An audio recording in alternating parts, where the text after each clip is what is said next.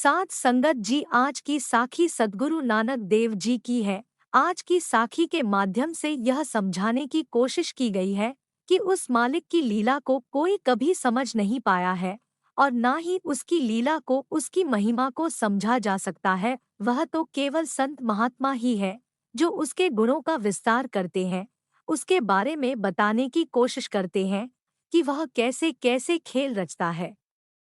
आज की ये साखी लड़की से लड़का बनने की है, तो आइए बड़े ही प्रेम और प्यार के साथ आज का यह प्रसंग श्रवण करते हैं।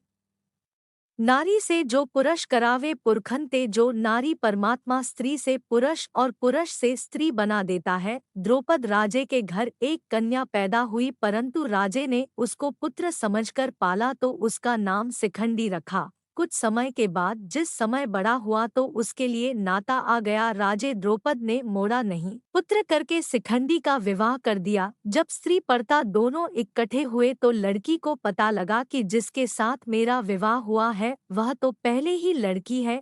उसने अपने माँ बाप को आकर कहा कि जिसको तुमने लड़का समझकर मेरा विवाह किया है वो लड़का नहीं, लड़की है। उस समय लड़की के पिता ने अपने जवाई शिखंडी के सिर काटने की योजना बनाई। जिस वेले मारने को आया तो शिखंडी दौड़कर कुबेर के बाग में छिप गया। शिखंडी ने बागवान को अपना सारा हाल सुनाया। बागवान को दया आई तो बागवान ने अपना पुरुष स्वरूप शिखंडी को दे दिया तो उसका नारी स्वरूप आप ले लिया। शिखंडी अपने घर आकर अपनी सुपत्नी को बुलाकर ससुर की प्रसन्नता के साथ रहने लग गया। जिस समय कुबेर सैर करने के लिए बगीचे में आया तो माली आगे से नहीं उठा, तो हर रोज उठते थे, आज नहीं उठे। उस समय माली ने अपना सारा वृत्तांत सुनाया कि मैं आज स्त्री रूप हो गया हूँ। कुबेर ने कहा ठीक, फिर तुम स्त्री बने रहो और शिखंडी पुरुष बना रहे तो इसमें तेरा परोपकार है। देखो शिखंडी तो नारी से पुरुष हो गया तो बागवान पुरुष से नारी हो गया। इस प्रकार एक साखी श्री गुरु नानक पातशाह की आती है।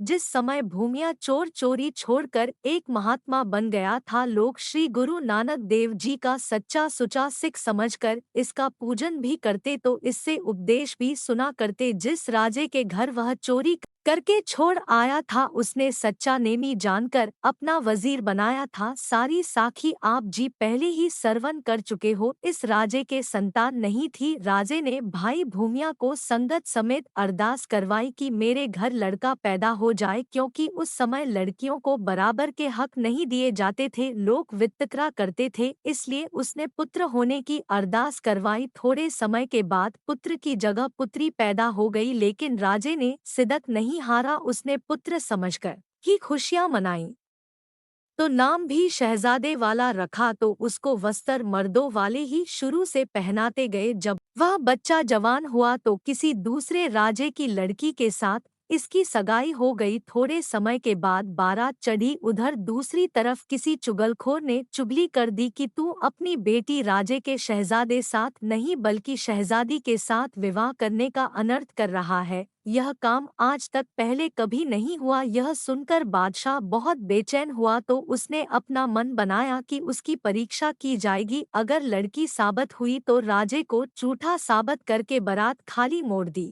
जाएगी। आप ही झूठ बोलने वाला राजा प्रजा में शर्मसार होगा। तो राजे ने एक मलमल के ब्रीक वस्त्र शहजादे को पहनाकर जब शहजादे को स्नान करवाया तो उसके मर्द चिन्ह की शिनाख्त हुई। इस करके राजे ने अपनी लड़की की शादी के साथ साथ खिमा झाजना भी की कि मुझे माफ करे, मुझे किसी चुगल ने भ्रम डाल दिया था जिस करके तुम्हारे पुत्र को स्नान करवाने की खेचल दी। यह हमारी कोई कुल की रीत नहीं थी, यह मैंने अपनी तसल्ली के लिए किया। आप मुझे माफ कर देना कि किसी के कहने पर मैंने आपके ऊपर शक किया।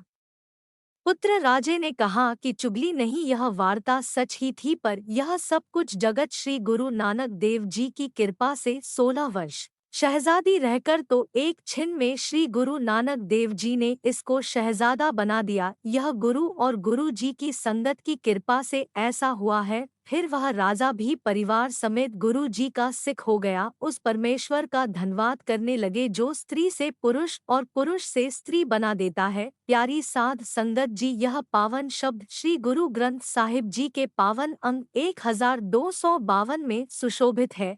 जो कि इस प्रकार है, राज आश्रम मित्र नहीं जानी तेरी, तेरे संतन की हो चेरी। हे ऊंचे महल वाले प्रभु, मेरे से तेरी कुदरत का अंत नहीं पाया जा सकता, तेरे संत ही तेरे गुणों का जिक्र करते हैं।